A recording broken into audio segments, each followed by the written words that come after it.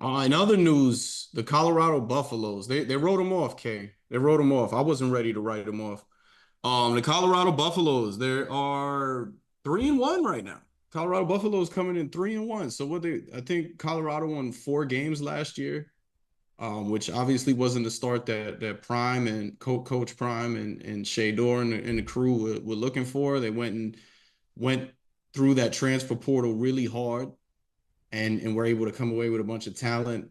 You got Travis Hunter, who's the don't you can't even argue it. Travis Hunter's the best player in college football right now. Should be leading the Heisman. We haven't seen anybody ever in the history of football play to this level where he's at a high level. He's playing wide receiver and cornerback, and would be, if he chose to do one or the other, would be drafted highly regardless.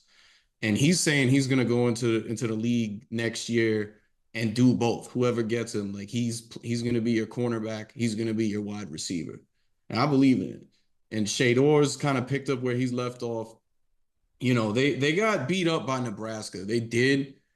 I'm not gonna like give it an excuse for them because when you're a contending team, that just shouldn't happen. But I mean, everything else, like I felt like when they played North Dakota State week one, like it's a long layoff, it's a brand new team. They're just starting to get into their groove. They got to figure out you can't figure out who you are as a team through practice. Like you practice things, but you ultimately figure yourselves out when you get those live game reps. And I feel like those first 2 weeks was them trying to figure themselves out.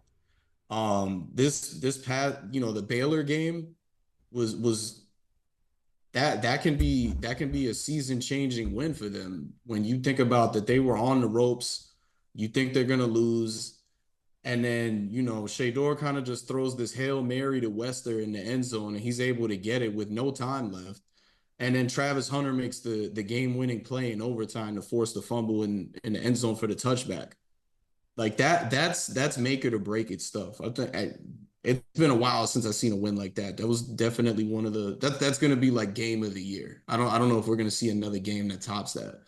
So coming in, they're going in to play UCF. I think they're like really underdogs, which surprises me a little bit because I know UCF isn't like a star-studded team, and Colorado's got a pretty solid offense right now. If they're able to get this win over UCF, can we kind of look at some Colorado's naysayers and tell them they need to chill? Are they for real? Uh, Maybe I kind of they kind of started the season off okay last season, and Hunter got hurt, and that kind of derailed their season. So having him back this year has been big. Obviously making plays, and then Shador doing what he does. Uh, yeah, I think you kind of want to see how the season plays out for them. I hate to use that excuse again. I think you can start to say like, look, we're winning, they're winning, so some of you guys should kind of maybe eat your words a little bit, but we also don't want to jump it too soon because again, if someone gets hurt or something, if Hunter gets hurt or someone goes down, but I think because Colorado's kind of more of an in-your-face team. They're going out there. They're trying to let you know that we're going to beat you. They're talking. They're kind of like Prime, how Prime was when he was playing. So the team's kind of taking on that. So I think people quickly want to write them off and give them no type of excuses and stuff. So, uh, but you don't. At the same time, I think they could start looking back at people like, yeah, we're real. Even when we're down, we can come back. We can win. We can do this. We're making big plays and this and that, and we should be taken seriously. And even like I said for last year, you could have said Hunter doesn't get hurt, maybe our season changes a little bit. I think he was able to come back at the end of the season, but like he missed a significant time that really hurt them. So they got their team back healthy and they're back in people's faces. But I think they need to come out and have like if they could go out and dominate against UCF, I think that's like a type of statement that they need to make. They need to come out here and kind of really put their foot on one of these teams next, especially after that close game that they had the other day. So I want to kind of see that from them. I think that game's in Orlando, if I'm correct. So I want to see them come and like really put a team like that away, and make that kind of statement, and really stick it to people and put it in their face. I mean, it would be something, that's Deion's from Florida, Florida State alum. He recruits heavily out of Florida, so there's going to be recruits at that game. People might think they're for UCF, but don't get it twisted. They for sure are going to be there for Colorado too. Um, I feel like a lot of his naysayers is more so because it's Deion who's the coach. Like if I was watching the Pat McAfee show I think last week or maybe 2 weeks ago, and they had the South Carolina head coach on, and they were interviewing him, and he was talking about his dad, who was the legendary coach. He was the head coach of Virginia Tech football back in the day. He said that they didn't even get to their first bowl game until like year 4, right? So when you look at Deion, he comes in with all of this hype because of who he is and what they were able to accomplish when they were at Jackson State. And, you know, on both ends of the spectrum, you got people that are fans of them that are just expecting because of who they are and what they bring in that they should just come in and compete for a national championship right away, which we all, when we deal with reality, know that's not how it works.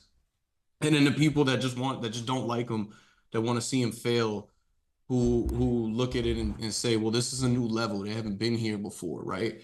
And when you look at it from, a non-tainted lens, it's like this is gonna take time, right? And you know, be mad that they're going through the transfer portal so much is where we're at in sports and college sports now. If their goal should just be to get to, and I know it's not going to be their goal, but if they can get to a bowl game, that's a successful season for them. After 2 years, especially your team, when was the last time Colorado was even relevant, right? So um they can get this win this weekend, especially if they can do it like how you were saying. I'm looking at them like they're for real. Now, I'm not, and when I say for real, I'm not saying like they're gonna go and compete for a national title and they can go play against Alabama or Ohio State right now, or even Miami. But you know, they're a respectable program. I'm hearing a lot of good things too. I know like people.